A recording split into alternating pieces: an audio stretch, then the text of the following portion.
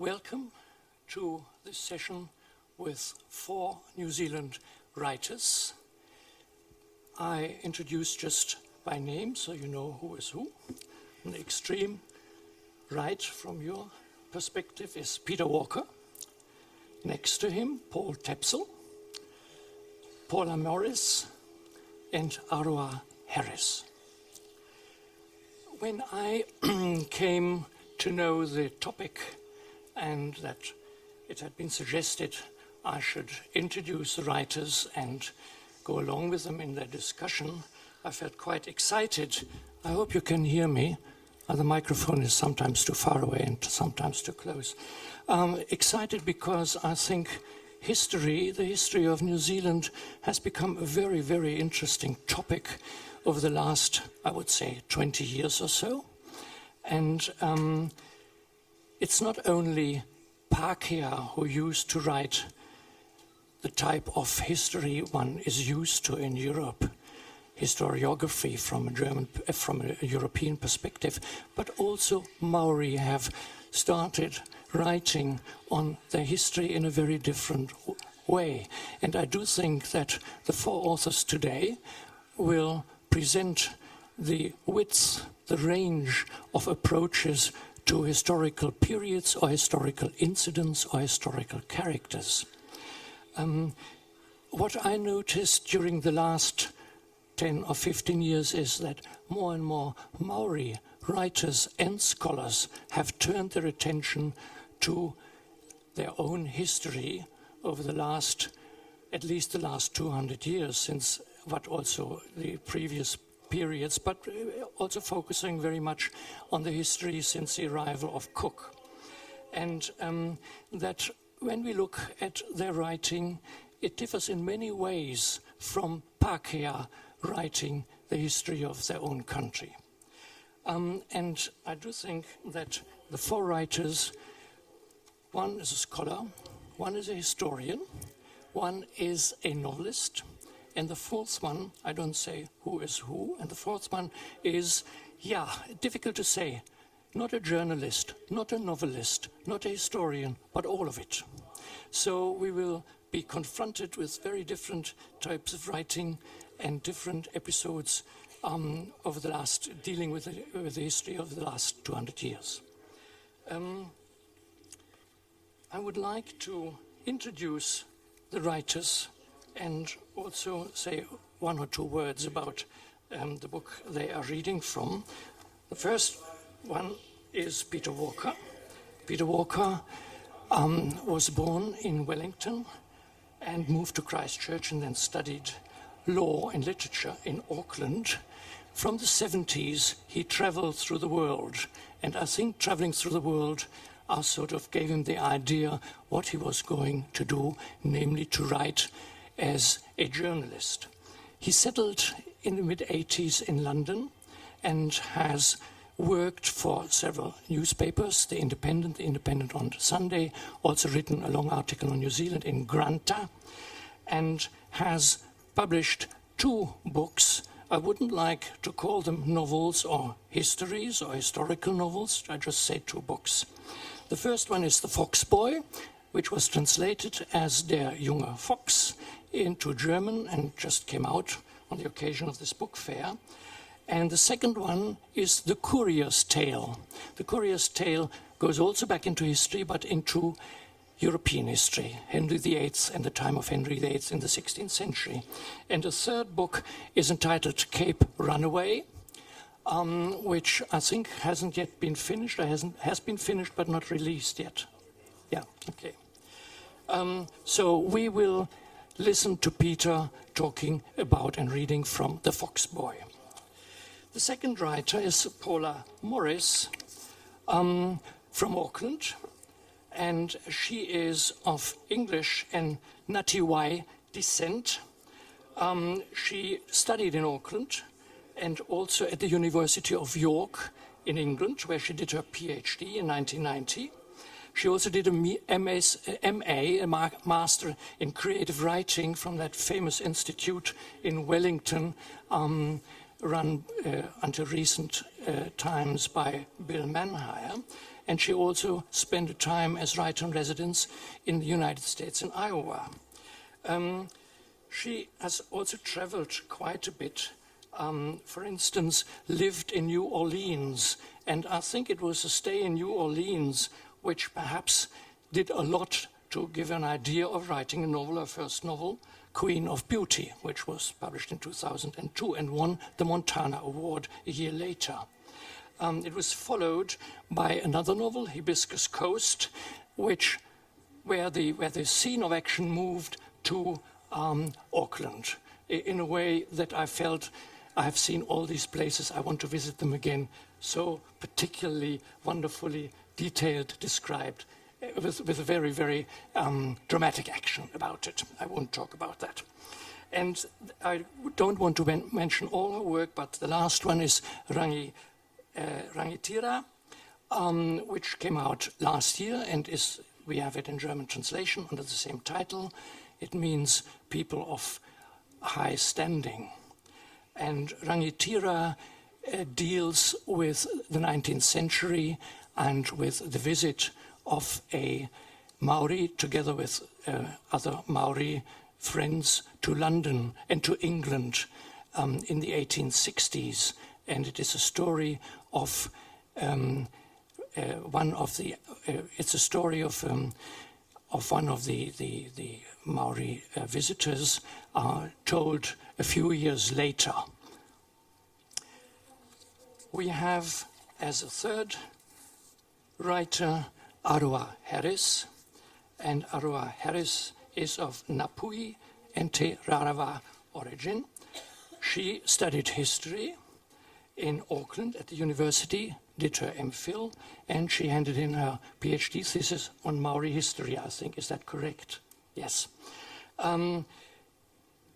Aroha is not only a historian who teaches history at Auckland University, Maori history, but she's also a member of the Waitangi Tribunal for the last 4 years. And you must have heard about this tribunal. It's a committee which discusses complaints or complaints by Maori people about injustice having done to them in the course of history, and claiming compensation or claiming land back. And this tribunal advises the government on action. It cannot take any decisions itself. So she has been a member there for the last 4 years. She also founded the Association of Maori Historians, which I found really very interesting, Te Poere Korero. And they also edit a journal under the same title. And her book, Hikoi, which was also translated into Germany, deals not with events in the 19th century, but in the 20th century, virtually starting with the Land March in 1975. But of course, Aroha also goes back into the history points which led to the Land March and to the resistance movement of Maori, which still continue until today. So this is a brief introduction into the 4 writers. And since Paul has dealt in a long essay, and of course, sorry, I forgot to introduce him. I mustn't forget that. I'm sorry. Too many papers here. Paul, at the moment, or for the last few years, has been the director of Maori Studies at Otago University in Dunedin, and earlier worked as director for the Maori section at the museum in Auckland. And he studied anthropology in Auckland and then got his Dr. Phil from Oxford. He is of Ngāti Whakaue and Ngāti Raukawa descent. He is interested in Maori history in the 21st century, also, and this relates a little bit to what he's going to do, into the way Maori artifacts, if I use the English word, Maori would speak of taonga, have been displayed, have been not displayed in European museums, and a very interesting reversal of looking at the history of so-called Polynesian and Maori artifacts and their fate as exhibits in museums and in collections.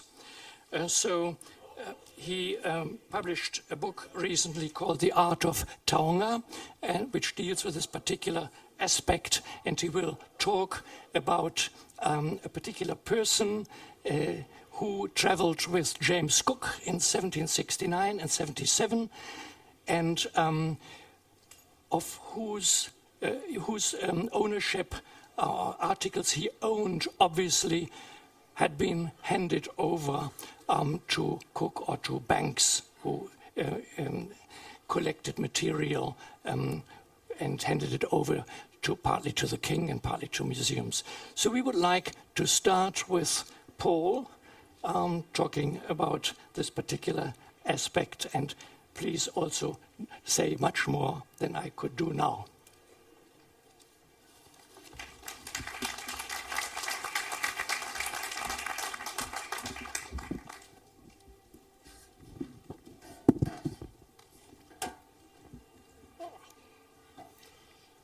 E ngā mana e ngā reo, e ngā mātā waka o te ao a tēnā koutou. Ngā mihi a kia koutou e ngā tangata whenua o a tia mana ngā mihi kia koutou katoa. Just some brief quick words of greeting to everyone, acknowledging that whatever waka you came in or canoe you came in to arrive here, it's nice to see you. Well, I think I can see you.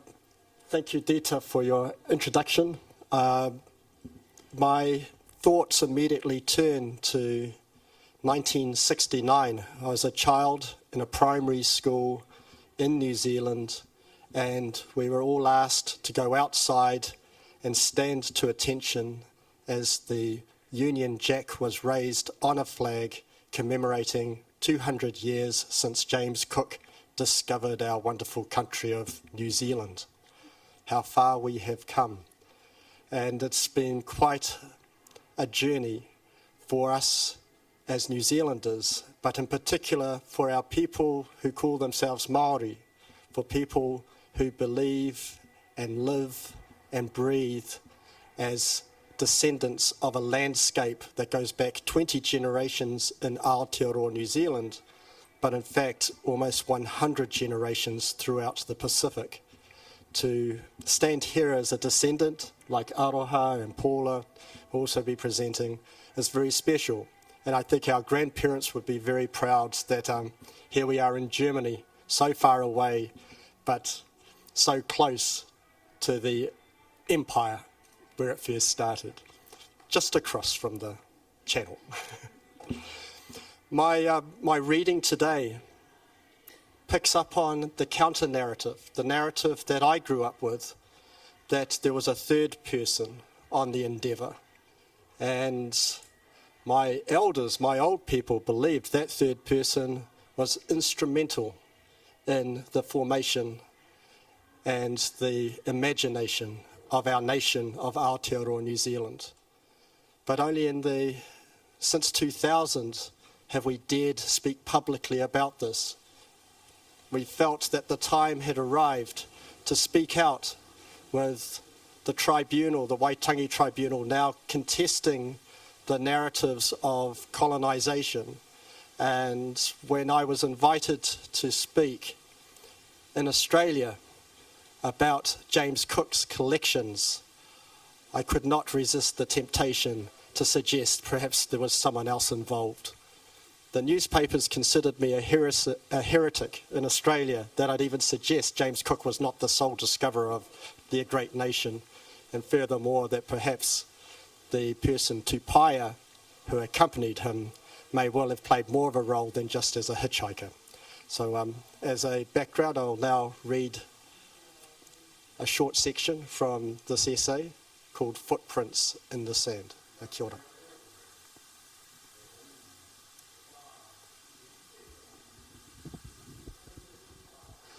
Returning to Cook's first voyage, we can only speculate about whether he and Banks would have survived their first Maori encounter without Tupaya there to mitigate the force of numbers that could have easily overwhelmed the Endeavour's landing crew on any number of occasions. From first encounter, things did not go well for Cook, resulting in the deaths of those he was trying to befriend. According to various descendants today, Tupaya's intervention and diplomacy at a number of landings appears to have prevented Cook from suffering a similar fate to that which befell French explorer Marion Dufresne just a couple of years later. Cook's later voyages suffered for not having someone of Tupaya's caliber on board to translate, mediate, negotiate, and protect Cook from his own ignorance, and in Hawaii, almost inevitably, his luck finally deserted him. One can only wonder what may have become of Tupaya if indeed we had made safe passage to England. Would he have held court with King George III? Would Tupaya have become a curio celebre, indulged by aristocracy, and then have taken firearms back to the Pacific on Cook's second voyage? This action would have released Raiatea from their neighbouring enemies, and Omai would most likely have remained home to help his uncle Tupaya lead the war on Porapora. If Tupaya had reached England, would his observations, drawings, and accounts have been accepted with equal validity alongside Cook and Banks? And would the Endeavour-associated curios have been more accurately credited when placed in museums? Tupaya's demise in Batavia rendered his contribution to the Endeavour voyage in general, and New Zealand's nationhood in particular, all but invisible. Like an uncharted rock just below the surface, his unrecognised influence continues to quietly ripple and shape our maps, history, books, and museums. So what happened to Tupaya's belongings? The taonga after his death. Surely a high priest of ariki status would have had his own personal adornments. Perhaps the chiefly breast ornament and flute, now properly attributed as part of Banks' Christchurch collection, were originally Tupaya's own personal possessions. Given the relatively low value such items represented to English society during the Enlightenment, I suggest the same fate befell his taonga as did his watercolours. Labelling was not a priority, and a high mortality later in the voyage in Batavia and en route to South Africa undoubtedly gave rise to confusion upon the Endeavour. Keeping the scientifically important specimens in some order would have been a priority on the sick ship and likely contributed to Banks' assimilation of any Tupaya-associated artificial curiosities on his return home after 3 years at sea. The first encounters between two cultures and their disparate value systems, one based on a genealogically connected universe, the other on a scientifically rationalized set of written proofs, were not only recorded by the visitors, but also carefully observed, memorized, and recounted by those who were visited. Each culture perpetuated these encounters through time, one in writing and museums, the other through a cross-generational trajectory of oral narrative, song, dance, prayer, and the art of carving and weaving. Until recently, Marae elders generally still believed Tupaya navigated the Endeavour, and that, without his protection, Cook and his crew would not have left New Zealand shores. This assertion perhaps also indicates that Pacific leaders at time of contact and beyond were not willing victims of colonisation.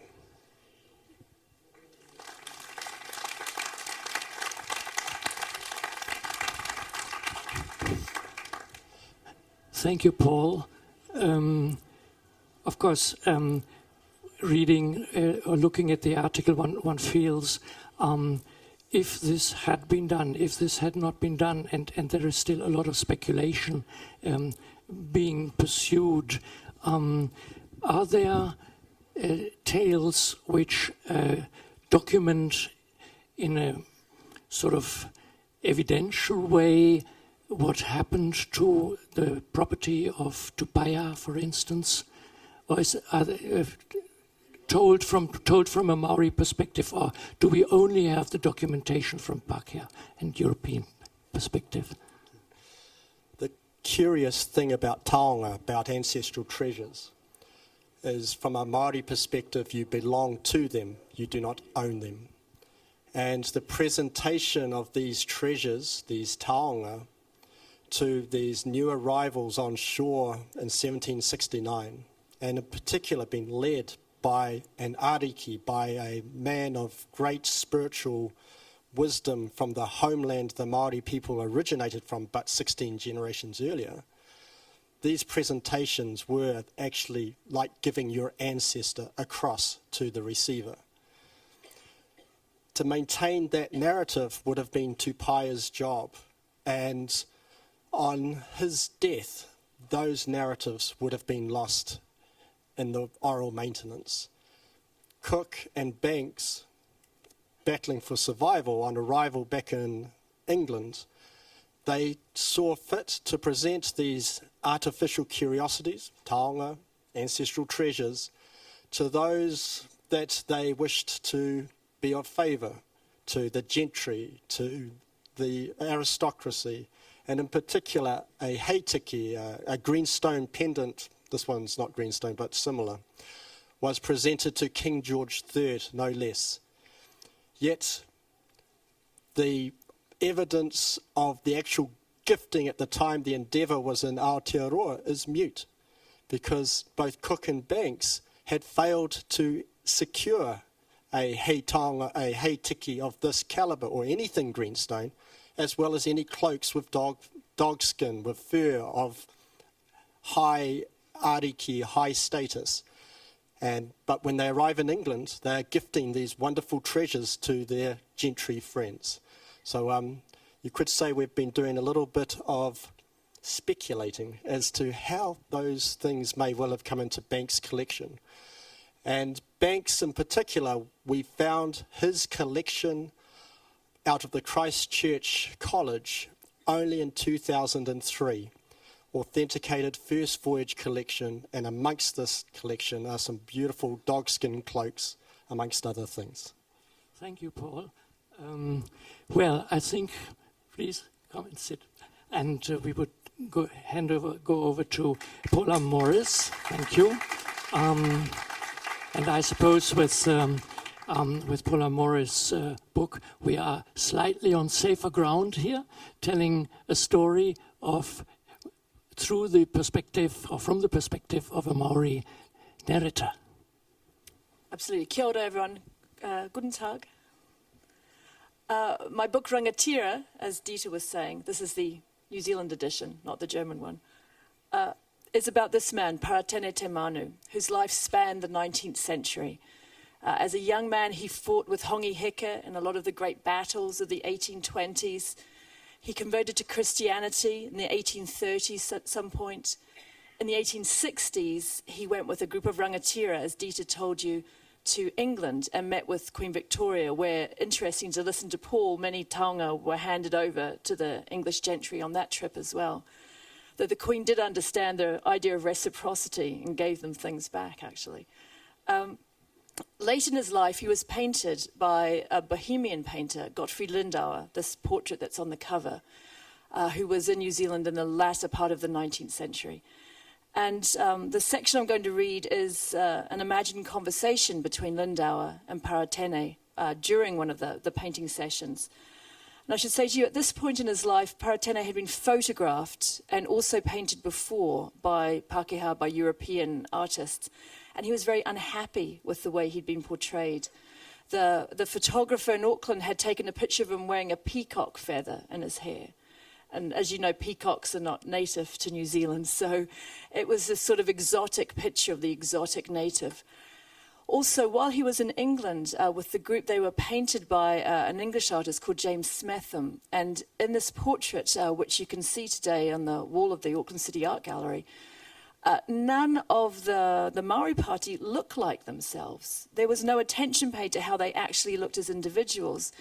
And Paratene was particularly unhappy, and well, I've imagined he was unhappy, I have to say. I've made all this up.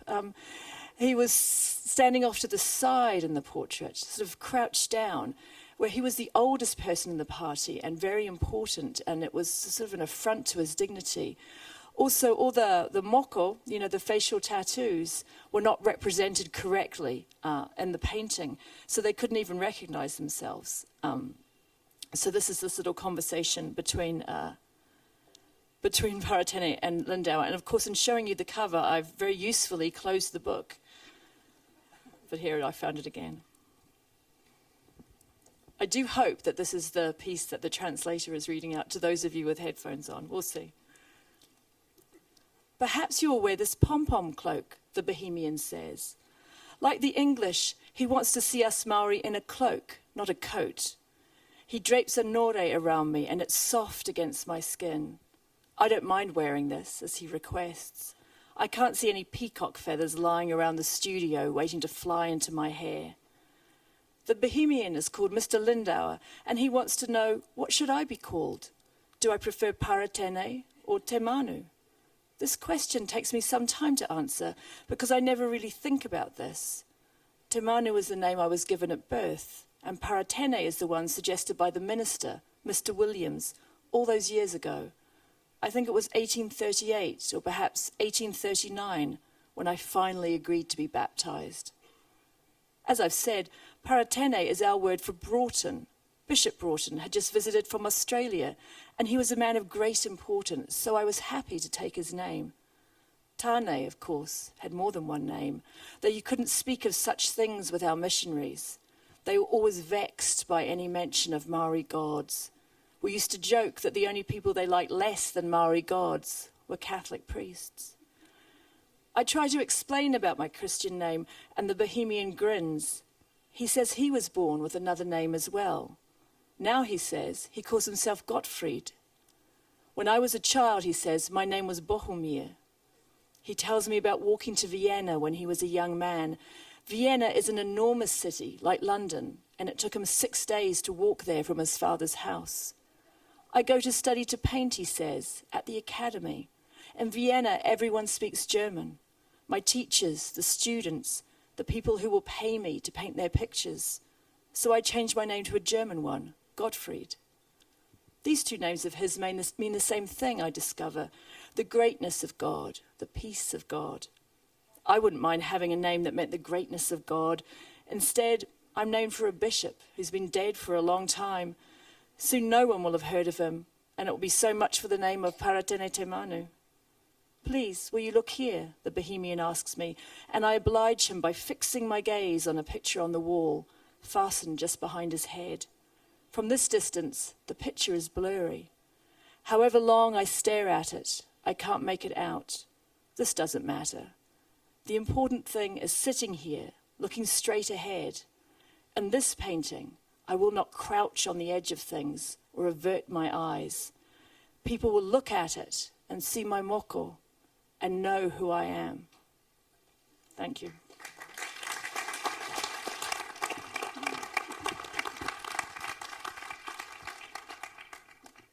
Would anyone like to comment on this? Paul? He loved it, Dieter. He just loved it. He just loved it. Yeah. Does this go? Yeah. If you can hear me. Paula, I was there just like looking out, and I could like see Paratini there with his cloak on going, God, what's this all about? Yeah. But I was also thinking Paratini is my wife's first cousin's name, and they come from that same family line. And so I'm going to have to go back home and say, hey, you better read this book. This is really important. So. Absolutely. Get all your family members to read the book, Paul, please. But it's you mentioned this one of your ancestors, and you came across his name and the fact that he traveled to England. When you did some research, could you comment on that? Yes, I saw the picture in a book by Lindauer, and I hadn't realized he'd been painted because this painting is not on display at the Auckland City Art Gallery. It's in storage. Many of the portraits by Lindauer are in storage. And what it means is that many of descendants have not seen them at all, never seen them in their life. I always try to persuade the art gallery to bring them out, but they have never had a chance to see it. When I read a little oral history he left of his life, which he wrote as a very old man, well, he told my great-grandmother, who wrote it down, in the 1890s, and talked about the trip to England and talked about fighting as a young man. And that's what got me interested in investigating the story. Though, of course, I uncovered many other things, many other exciting things in the time. And you sort of, you juxtapose the story he tells about his experiences in England, which weren't all that wonderful, in a very, very detailed way, visiting various places, the response of the audience to the presentation, also the sort of leading Maori to present themselves in a particular way, which would agree with the expectations, oh, these are savages and we have to dress like this, etc. They were always expected to wear costume wherever they went. They needed to be wearing cloaks. And they really hated it because they felt like they were on display, they were always performing, and that they were having to dress up as Maori people when they went about London. It also meant they could never be incognito. I mean, for Paratene, it was quite hard when you look like this to be incognito in London. But the others, the younger ones, had no moko, and they could just look slightly swarthy and wearing suits. I think after a while they felt like they were being asked to be circus performers. You know, they were always on display, and for over a year in London. And of course, you know, the cold weather in England almost finished them all off. Is there a sort of connection between a Hibiscus Coast and Rangatira, because it has to do with Maori paintings or paintings? The other one is Goldie, famous painter of portraits of Maori, and the whole story about it, or is that rather coincidental? Dieter really likes my second novel, Hibiscus Coast. He's going around boosting it. People come up to the fair and say, hey, here, your book, Hibiscus Coast, is fantastic. So I should thank you for that. In Hibiscus Coast, I'm looking at a painter, Goldie, who also painted Portrait of Maori. I'm very interested in this idea that these painters in the 19th century were painting what we might see as a portrait, but it wasn't seen as a portrait to them. It wasn't something that belonged in any way to the sitter or the sitter's relatives. They were often commissioned by wealthy white men who wanted them for a collection because they saw Maori as a dying race. And these were sort of ethnographical pieces of evidence. And I was quite interested in that. And I suppose I continue to be interested in representation of Maori. Very different story, though, in Hibiscus Coast, but very exciting. I hand over to Peter. Collision also in a certain way, I'm not sure whether we can use this word in the case of Rangatira and Paul and Tupaya, maybe one can, but one has obviously to modify the meaning of the word collision, but certainly encounter of sorts they were you have been dealing with. And this is also the case with Peter Walker's book, The Fox Boy. Please. Thank you, Dieter. Not sure how much time we've got left, but this book is about a little boy. I found a photograph by chance. Sorry. Oh, yes, I'm sorry. This book was inspired by my chance discovery of a photograph of a small boy who was kidnapped in 1868, a Maori child, during a battle. And after a few months, he was then adopted by the Prime Minister of the day, and he was brought up as a young English gentleman. That was the plan, and the first Maori lawyer. And there are many interesting things, and this story evolved in some quite dangerous and difficult ways later on in his life. But one of the most interesting facts was that this was by no means, I won't say it was common, but it's the sort of thing that happened almost immediately. As soon as white colonists, or rather explorers, arrived and met the Maori in 1769. Now, I'm just going to read a passage which refers to the very first arrival of Cook. We've heard it earlier, in October 1769. If anyone in the month of October 1769 had happened to be standing on a hill above Hawke's Bay and equipped with a telescope, they might have watched a curious series of encounters between a three-masted English ship and a fleet of Maori canoes. For 2 days the ship had been zigzagging round the bay, skirmishing with Maori, whose pugnacity surprised the English. Quotation, "This reign of courage is unparalleled," wrote one sailor. "These people was so far from showing any kind of fear." Both races were utterly strange to each other at that time. Here is a Maori account of the first contact just a few days earlier. "It was during the nights of Tangaroa, on the night called Crashing Thunder. The seas were calm and there was no wind. Before dawn, when everything was still, the canoes floated waiting to catch the land breeze. They sailed out, and as dawn came, they reached the fishing ground. Then a great boat full of turihu came paddling up. Fairy people, purehuru, misty-looking, ma, fair, pale like albinos. This is what their language sounded like. Hoi hoi he, hoi hoi he, he he he, he he he. In no time, their boat seemed to rise up out of the sea. It looked as if they were paddling in misty air, and finally they were lost in the clouds. Now there is no S in the Maori language. That he was a way, I think, of reproducing the sibilance of the English tongue.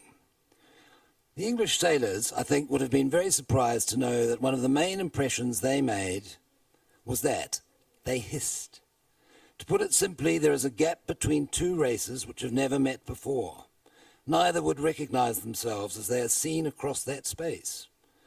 Time, the thousands or tens of thousands years lived apart, is suddenly compacted. There might, for example, be a peculiar hissing sound in the air. History becomes denser and denser, and normal rules of behavior do not apply. One of the strangest phenomenons in that gap is what happens to children who wander or fall into it. Abduction is carried out without compunction and even with a sense of conferring a benefit. In that encounter in Hawke's Bay, near a place called Cape Kidnappers, a skirmish broke out while both sides were bartering for fish and pieces of cloth. A boy on board the ship was seized. The Marines fired at the abductors. The Maori holding the boy was killed. The child leapt into the sea. A canoe came after him. The cannon was fired from the ship. Canoes shot this way and that. More Maori were killed. Then the canoe fleet made off at high speed, and the engagement was over. The contact at that point between Maori and English was only 1 week long, but this was not the first interracial kidnapping that had taken place. A few days before, 100 miles north, the English had seized 3 Maori boys. The plan was to capture them, take them aboard, and treat them kindly in an attempt to gain the friendship of the people on shore. The 3 boys ate heartily, they danced, they fell asleep, they woke in the middle of the night, they wept, and in the dark they sang a song, quote, like a psalm tune containing many notes and semitones, to comfort themselves. In the process of seizing these strangers, the English had had to kill 2 men and wound 2 others. They did not name a headland after this. Thank you.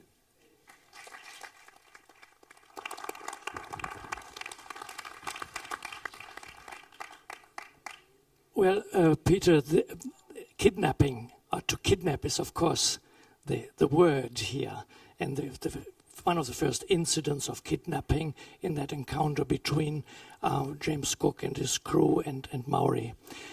But you go further into the 19th century, into the 1870s, 1880s, where kidnapping was part of a much harsher confrontation between Pākehā and Maori in Taranaki during the time of Prime Minister Fox's governance.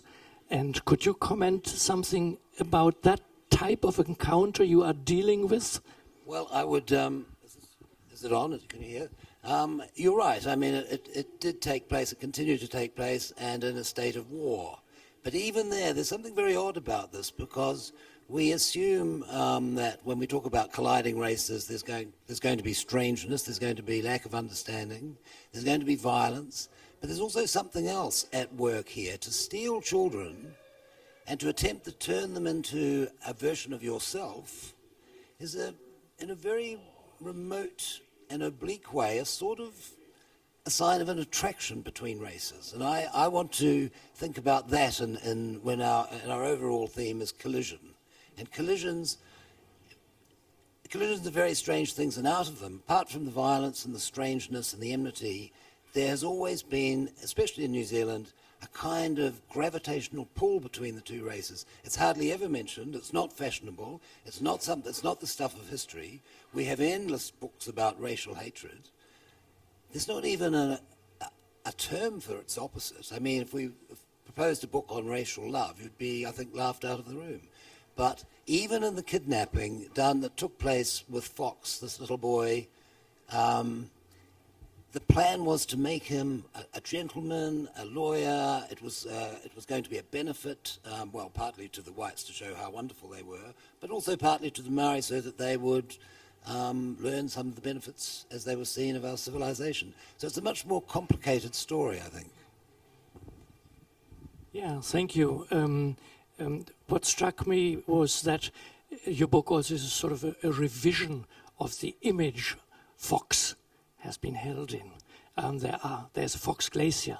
There are places called after him. And I, for the first time, realized, well, he isn't that wonderful. He hasn't been that wonderful person as it has been talked about, to my knowledge. And I think that is a very important part in your book to put things straight and go into documentary material there also and say, and the resistance of also violent resistance, quite rightfully, of Maori people started in the 60s and 70s, and it has become less violent, or it's not violent anymore, but resistance is at the center of your historical research, in the sense of what can be done in government institutions, through the Waitangi Tribunal, working with iwi people as a historian, as a scholar, but also as a politically active person, as you are, Aroha. So we leave the 19th century behind and come to the 20th century and to what we usually refer to as Mauritanga, the beginning in the 70s of Maori people establishing themselves stronger and letting Pākehā people know who they are and what they want and who they stand in the context of New Zealand. Could you please go ahead?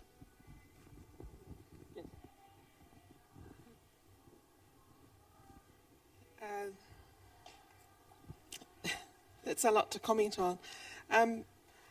I actually am interested in complexity, and I although my book is about protest and is essentially about a resistance movement, it is also interested in the ways that Māori have engaged actively, particularly with the state, including engaging with policies that they may not have agreed with, and doing that in a range of ways. And I think the protest movement emerges in a particular historical context. It's you could argue that it's ideologically driven, but it's just one aspect of a far more creative, energetic, complicated and sophisticated scene. And I think that there's an emerging crop of Māori scholars that are interested in those complexities, interested in what they're calling racial intimacies, like what Peter's talking about, and interested in a range of ways of seeing the world. I think what Māori scholars are interested in, though, is positioning themselves intellectually in a Māori place, in specific Māori places, tribal places, and writing from that position in the world and seeing what opens up. I'm not convinced that it's too black and white or too simplistic, that there's a lot more going on. And I think it's difficult when you're reduced to 50 minutes or half an hour to get the complexity across, because a lot of the time you're trying to keep things simple. But the passage you suggested to read deals with the Maori language and what has been done about spreading it, teaching it, dealing more precisely with it. And could you read the passage from your book?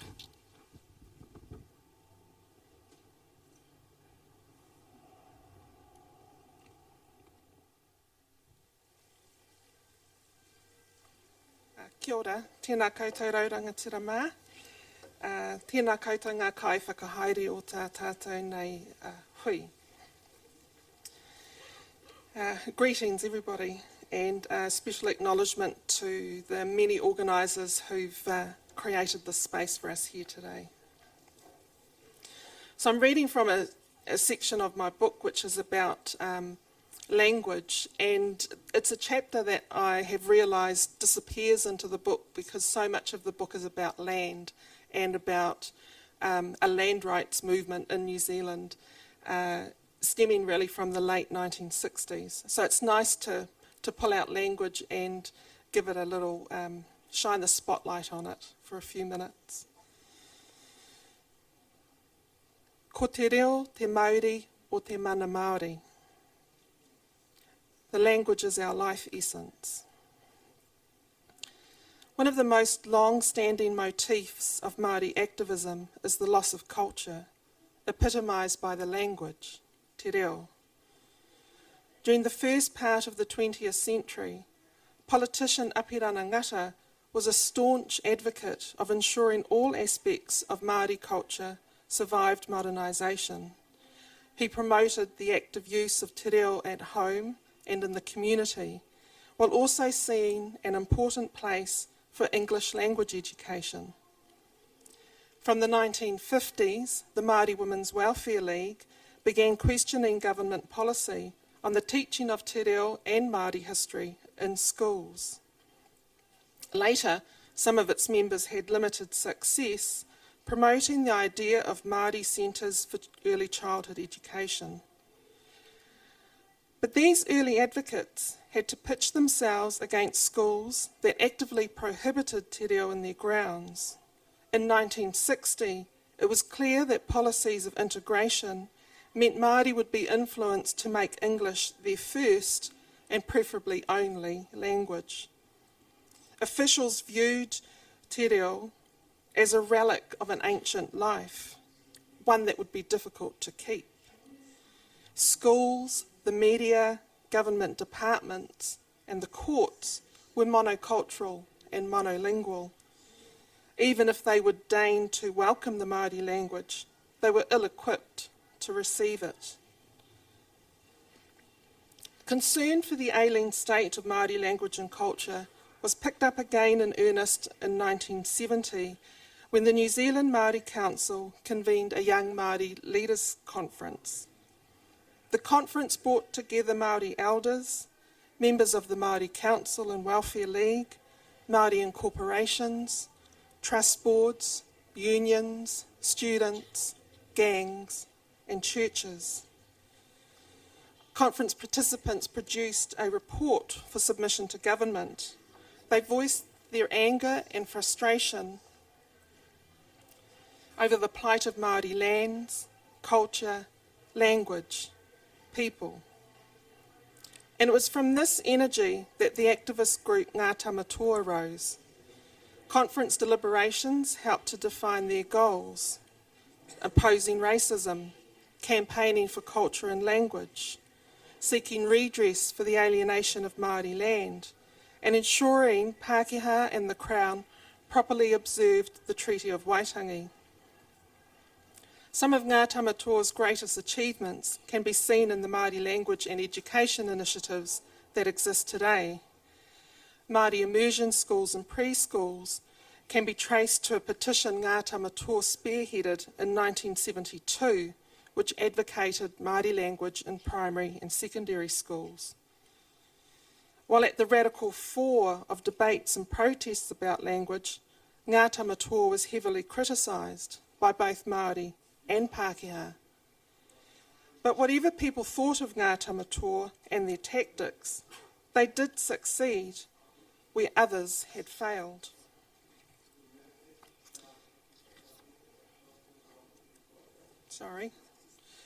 Advances made since the 1972 petition have come at some cost and with more than their fair share of obstacles and controversies.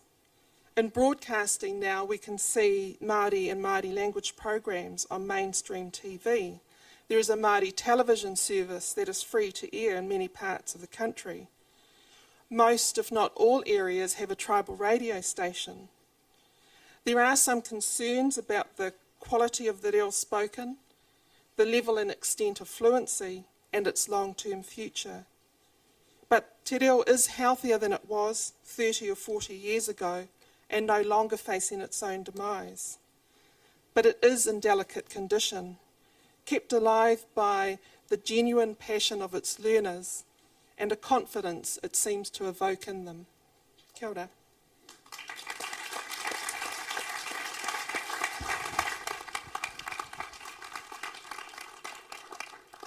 Well, thank you, Aroha. Looking back at the contributions, we started with Paul saying what could have been done, what possibilities were there and were not used. And with Aroha, we listened to what has been done and what continues to be done. So it's a long dialogue concerning the relationship, the encounter between two different cultures, as Paul expressed it in his reading, two different value systems which have to deal with each other and have to get along with each other, because nobody expects that the Pākehā go back to wherever they came from.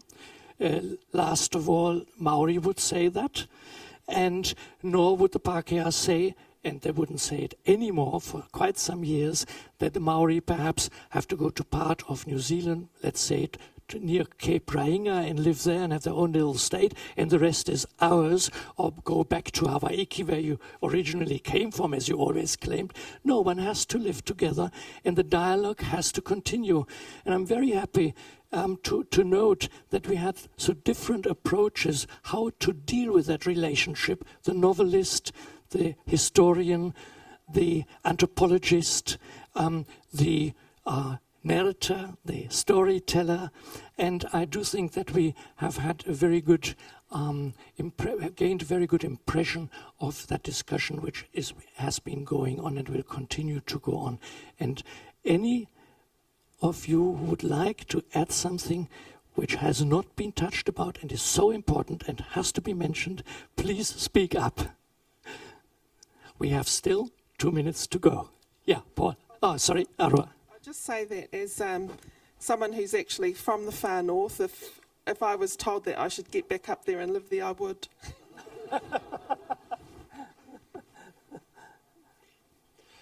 Oh, thanks again, Dita, for organising this flock of cats.